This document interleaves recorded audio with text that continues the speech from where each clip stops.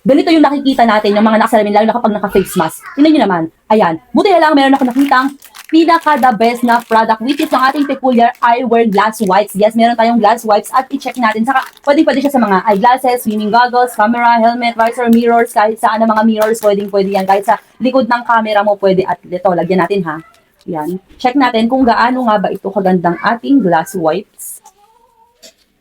So, bango niya. Para siyang ano, mabango, basta mabango. Yan, punasan natin.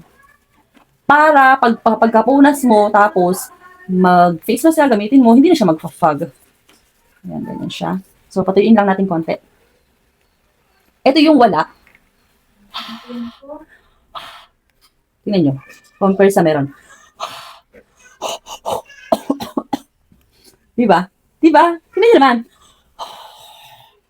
Wala. Kahit anong gawin mo talagang clear lang po siya. Kaya kung ako sa inyo, ang dami na nito. Sulit yung perang ibabayad mo, nasa yellow basket lang ang link.